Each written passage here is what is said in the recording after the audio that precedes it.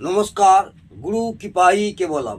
আমি অধ্যাপক ডক্টর শ্রী সুনীল শাস্ত্রী। আজকে আমি আপনাদের মিথুন রাশির অদ্ভুত চমৎকারী টোটকা বলবো। এর আগে আপনাদের দ্বাদশ রাশির প্রথম রাশি মেষ রাশি, বৃষ রাশি আমি আপনাদের জানিয়েছি। আজকে মিথুন রাশি সম্পর্কে আলোচনা করছি। মিথুন রাশির জাতক জাতিকারা কি করবেন আর কি করবেন না, সেই উদ্দেশ্যে আমি আপনাদের বলবো, মন দিয়ে শুনুন। মিথুন রাশির জাতক জাতিকারা আমিষ রান্না যতটা সম্ভব ত্যাগ করুন। মাছকে অ্যাকোয়ারিয়ামে ঘরে পুষবেন না, মাছকে বন্দিমুক্ত রাখুন। ফিটকারির দ্বারা দাঁত পরিষ্কার করবেন, মাঝে মাঝে ফিটকিরির দ্বারা দাঁত পরিষ্কার করবেন। পশু পাখি বাড়িতে একদম পুষবেন না, এমনকি কুকুরও পুষবেন না। চাল ও দুধ ধর্মস্থানে দান করবেন। যখন আপনার সম্ভব হবে চাল এবং দুধ ধর্মস্থানে দান করবেন। মায়ের পূজা করবেন। 12 বছরের কম বয়সের মেয়েদের থেকে আশীর্বাদ নেবেন। মা দক্ষিণাকালীর পূজা করবেন। মা দক্ষিণাকালীর যদি সম্ভব না হয় মন্দিরে গিয়েও পূজা দেবেন, অন্তত 12 মাসে 12টা অমাবস্যায়।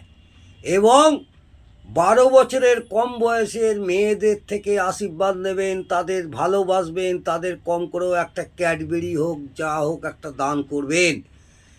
মুগ ডাল ভিজিয়ে পায়রাদের খাওয়াবেন। যদি পায়রা না থাকে আপনাদের বাড়ির ছাদ বা চালেতে ছড়িয়ে দেবেন, যে কোনো পাখি পক্ষী খেলেও উপকার হবে। হাঁপানির ওষুধ, যাদের হাঁপানি আছে, হাঁপানির ওষুধ ফ্রিতে হাসপাতালে দান করুন।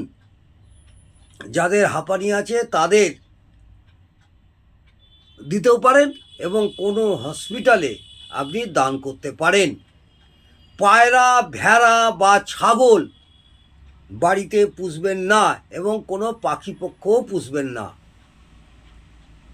সূর্যদেবের পূজা দেবেন এবং সূর্যদেবের প্রত্যেক দিন জল দেবেন এবং নমস্কার জানাবেন। মন্ত্র সম্ভব হলে বলবেন। যদি মন্ত্র না জানেন ওং সূর্যদেবায় নমঃ 3 বার করে বলবেন। গুরুর দ্বারা উপায় করুন, সব কাজে সাফল্য হবেন। যাদের গুরু আছেন তাদের নির্দেশ মেনে চলুন, আর যাদের গুরু নেই তাদের যে আপনি বীজ মন্ত্র পেয়েছেন গুরুমন্ত্র জপ করুন। বাড়িতে মানি প্ল্যান্ট গাছ লাগাবেন না, কারণ মিথুন রাশির জাতক জাতিকাদের বাড়িতে মানি প্ল্যান্ট গাছ লাগাবেন না।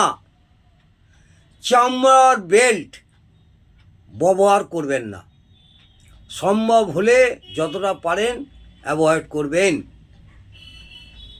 বাম হাতে রূপোর আংটি ধারণ করুন। বাম হাতে রূপোর আংটি ধারণ করুন।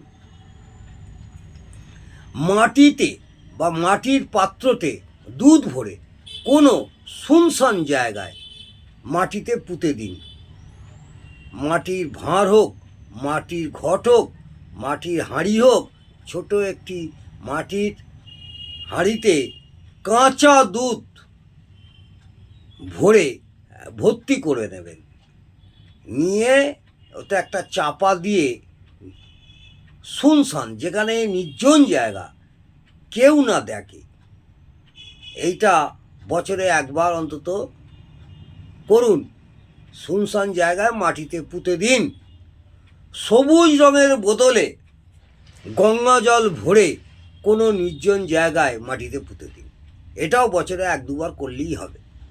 সবুজ রঙের বোতলে গঙ্গা জল ভরে কোনো নির্জন জায়গায়, যেমন দুধটা শুনশান জায়গায় মাটিতে পুঁতে দেবেন, এটাও সবুজ রঙের বোতলে গঙ্গা জল ভরে কোনো শুনশান জায়গায়, নির্জন জায়গায় মাটিতে পুঁতে দেবেন এবং এমন সময় করবেন কেউ যেন না দেখে।